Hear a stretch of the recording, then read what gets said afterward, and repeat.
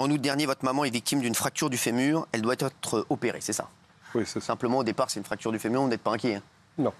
Pas du tout, voilà. Elle va donc être hospitalisée de manière tout à fait classique au départ. Au départ, elle devait être opérée quand, en fait? Elle est partie en urgence et puis elle devait être opérée dans la foulée. Dans la foulée? Voilà, sauf que... D'accord. Et qu'est-ce qui s'est passé? Le problème, c'est que l'opération va être repoussée à plusieurs reprises. Pourquoi? Manque de personnel, le bloc pas opérationnel et puis voilà, en attente pour le lendemain. C'est ça, Muriel, hein? C'est ça. Toujours reporté car manque de personnel. Manque de personnel, donc ils vous disent on ne peut pas traiter cette fracture du fémur pour l'instant. Non. Voilà. C'est là que tout se joue. Pour pouvoir être opérée, la patiente doit être à jeun. Et selon vous, il ne l'aurait donc pas nourrie pendant plusieurs jours en attente de son opération. C'est-à-dire qu'il faut donc pendant plusieurs jours, il disait on va l'opérer, donc il vaut mieux qu'elle ne mange pas. Donc, il faut qu'elle soit à jeun. D'accord, donc ça a duré combien de temps cette affaire? Jusqu'à son admission en réanimation, le 28. Donc, elle n'a pas mangé pendant combien de jours? Elle a bu un petit bouillon de soupe le 24 au soir.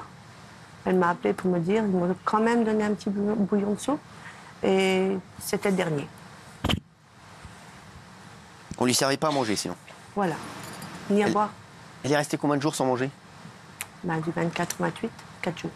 4 jours. C'est surtout l'hydrater. Ouais, sans boire. Sans boire. Quoi, on ne lui donnait pas à boire non plus? Elle n'était pas hydratée non plus. Non. C'est pas qu'elle est morte de faim, non. Elle était déshydratée. Ouais.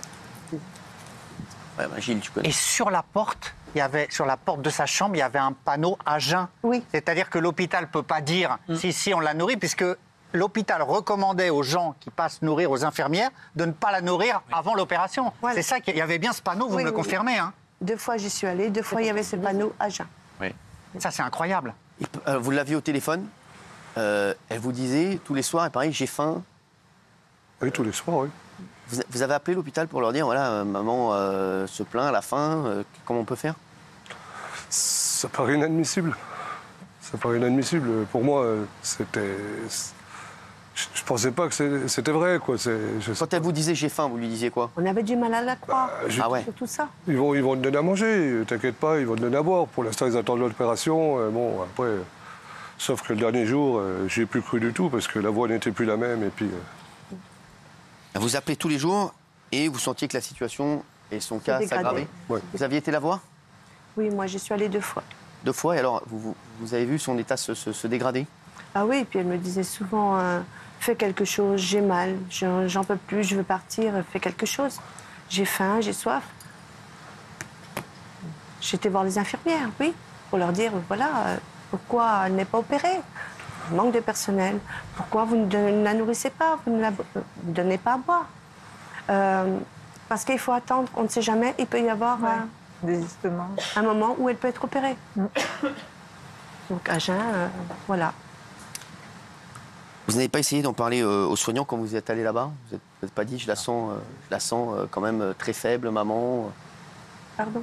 Aux soignants, vous ne leur avez pas dit que vous alliez, que vous la sentiez très faible, que vous étiez inquiète de son état? Ah mais si. Et ils vous disaient quoi? J'avais pas trop de réponses. J'ai déjà eu du mal à voir cette infirmière-là quand je lui ai demandé.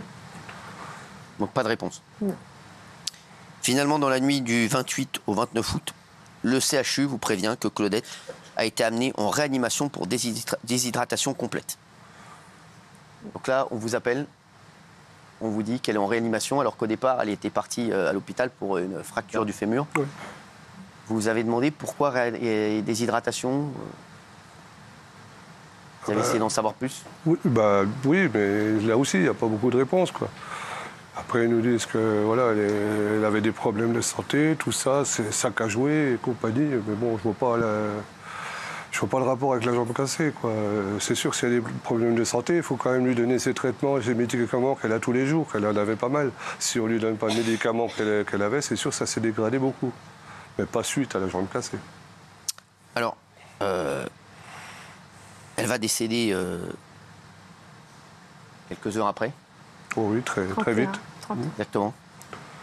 Comment on vous apprend ça? On nous l'avait déjà un peu fait comprendre. Voilà. Il vous avait dit quoi? Il nous avait déjà convoqué pour nous dire que ça allait être très très compliqué, qu'elle était vraiment dans un état déjà bien avancé. Qu'il ne fallait pas s'attendre. Voilà. Mais elle a été opérée finalement ou Non. pas? Non.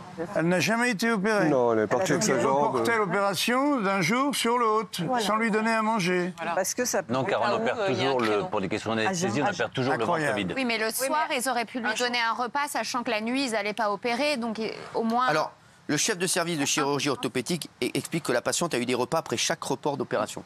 Ah. C'est ce qu'il a dit. Oui, c'est ce qu'il dit. C'est ce qu'il dit. Alors, on a la vidéo, vous allez peut-être pouvoir agir. Regardez.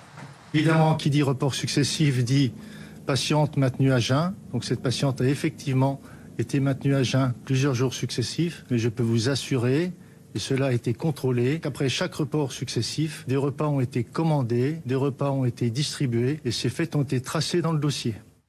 Il dit Alors, tout et tout le contraire. Là. Pourquoi le directeur dit ça? Le Il chef se de service. contredit. Il se contredit. Il dit qu'elle était à jeun plusieurs jours successifs à jeun.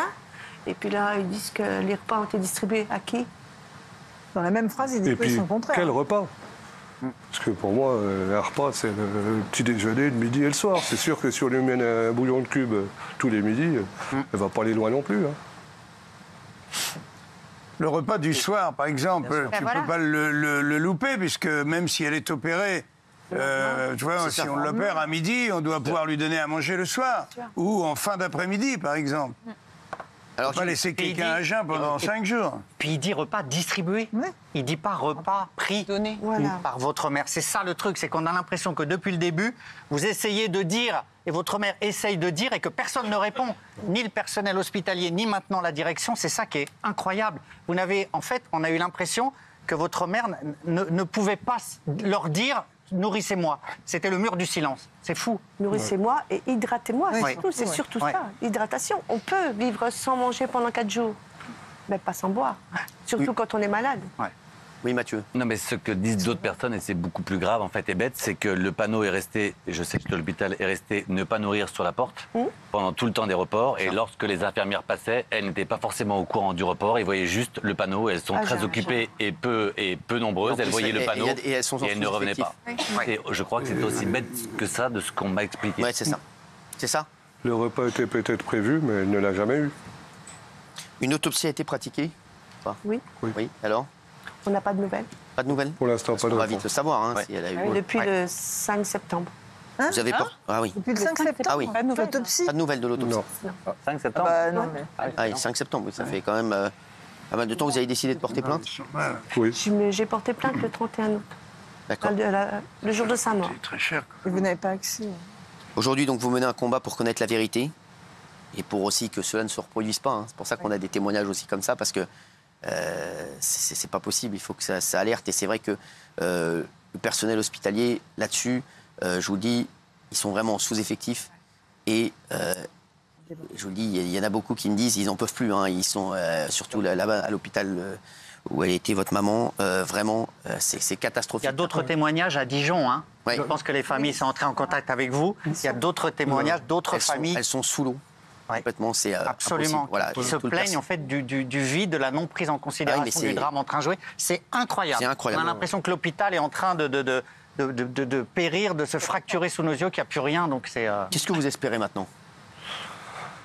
On espère déjà savoir la vérité, ce qui s'est passé. Et puis voilà, comme elle a dit, Ne dire plus jamais ça, quoi. C'est ça, que ça se reproduise plus pour quelqu'un d'autre. Et ça, c'est important.